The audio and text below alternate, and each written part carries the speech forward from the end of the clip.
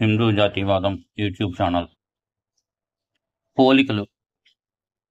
నిన్నటి రోజున జగన్ రాజమండ్రికి వస్తున్నాడని, ఆ వచ్చే అనేక చోట్ల దారిలో వృక్షాలు నరికేయటం చేశారని వార్త. ఫలితంగా విద్యుత్ ప్రసారానికి మరియు ఇంటర్నెట్కు గంటల పాటు ఆటంకం. 2014లో చంద్రబాబు ముఖ్యమంత్రి అయిన కొద్ది నెలల తరువాత రాజమండ్రిలో శ్రీ వెంకటేశ్వర ఆనం కళాకేంద్రంలో నంది నాటకోత్సవాలు రోజుల పాటు జరిగాయి.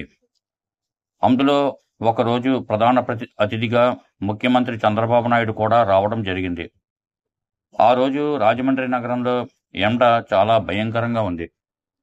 ముఖ్యమంత్రి వచ్చి ఉన్నంతసేపు ప్లస్ ఆ తర్వాత మరికొంతసేపు, అంటే సుమారు 5 గంటలు కరెంటు తీసేశారు. రాజమండ్రి నగర ప్రజలకు ముఖ్యమంత్రి చంద్రబాబు నాయుడు రాక ఘోర నరకం అనుభవించడానికి కారణమయ్యింది. ఇప్పుడంటే చాలామంది ఇళ్లలో ఇన్వర్టర్లు ఉన్నాయి, కానీ అప్పట్లో అతి కొద్ది శాతం మంది ఇళ్లలో మాత్రమే ఇన్వర్టర్లు ఉండేవి. వృద్ధులు, పసిపిల్లలు ఉన్న ఇళ్లలో పరిస్థితి అయితే పెనం నుండి పొయ్యిలో పడ్డట్టుగా ఉంది. ముఖ్యమంత్రి నగరాన్ని విడిచిపెట్టి వెళ్లే వరకు ఈ నరకం నుండి విముక్తి కలగదని తెలిసి ఎంత ఉసురు తీశారో ఆనాడు.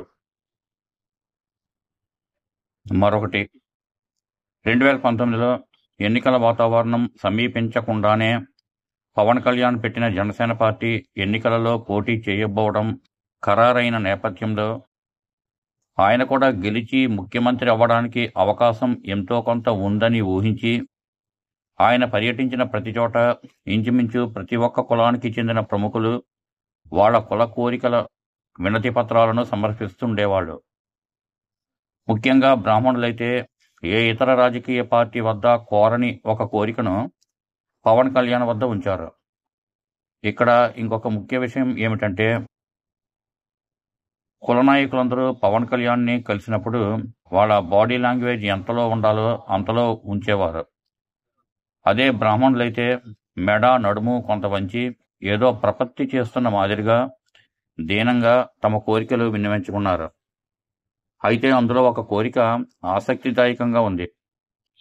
స్కూల్, కాలేజీ హాస్టళ్లలో ఉండే బ్రాహ్మణ విద్యార్థుల కోసం ప్రత్యేక హాస్టళ్లు ఏర్పాటు చేస్తే బ్రాహ్మణ విద్యార్థులు సంధ్యావందనం తదితర బ్రాహ్మణ నిత్య విధులను యథాశక్తిగా ఆచరించుకుని తమ బ్రాహ్మణ్యాన్ని కాపాడుకుంటారని, కాబట్టి ఈ కోరికను మీ పార్టీ అధికారంలోకి వస్తే తీర్చమని కోరారు. దీనికి పవన్ కళ్యాణ్ బదులిస్తూ ఇలాంటి కోరిక సమంజసం కాదని, తాను ఈ కోరికను వ్యతిరేకిస్తానని ముఖం మీదే చెప్పేశారట. కొద్ది రోజుల క్రితం వేద విద్యార్థుల వద్దకు పాత బస్తీలో ఎంఐఎంతో తలపడుతున్న మాధవీలత గారు ఎక్కడోనో గుర్తులేదు కానీ ఒక వేద పాఠశాలకు వెళ్లారు. అక్కడి వేద విద్యార్థులు ఆమెకు నమస్కరించబోగా వాళ్ళను వారించటమే కాకుండా మొత్తం వేద విద్యార్థుల ముందు వారందరికీ కలిపి నేలపై పడుకుని పాద నమస్కారం చేశారు.